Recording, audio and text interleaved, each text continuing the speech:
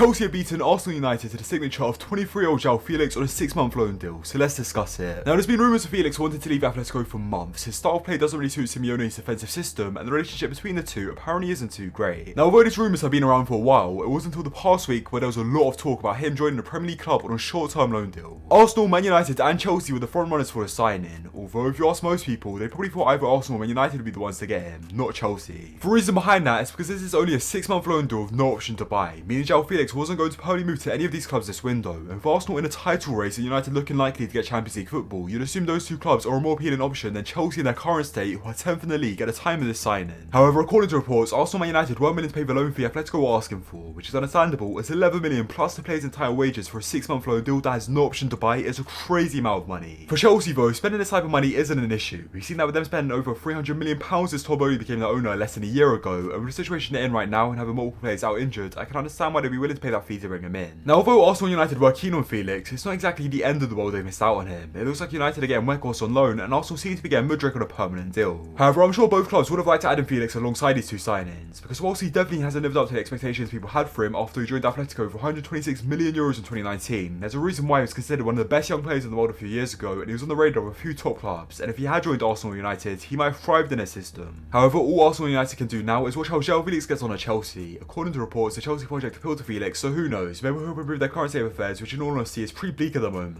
Also, seeing as this is just a short-term deal with no option to buy, I'm not really sure how the Chelsea project in its current state is that appealing. In a couple years time when Potter's settled and time to work on this project, then sure, it could be an appealing project to be a part of, but right now in their transitional phase with a bunch of players not performing up to standard and Chelsea lacking a pure playmaker and goal scorer, I'm not too convinced that this is the best move for Felix, but we'll see. I mean, at the end of the day, it's not like he had much choice. He's been wanting to leave Atletico for a while now, and Chelsea were the only club willing to pay that much money for a short-term deal. It'll be interesting to see how he gets on at Chelsea. I do have my doubts if he's only around for the next few months given the players he'll be playing with this season. If Chelsea decide to permanently sign him after this loan spell, then I think he could do well at the club. I'm sure Chelsea will be looking at bringing in more creative players in the summer, and that would definitely improve how well Felix does at the club. However, it remains to be seen if this will become a permanent move. First, we need to see if Felix plays well under Potter, and even if he does and Chelsea are interested in buying him, he could end up staying at Atletico. His contract was just extended to 2027, and there are rumours that Simeone will be leaving at the end of the season, and if Felix is part of the plans whatever manager comes in after Simeone, then he may prefer to stay in Spain. Also, Chelsea are apparently interested in signing Pedro Porro, and if they do sign him, then I doubt Felix will be around for long. Those two players aren't exactly on the greatest of terms.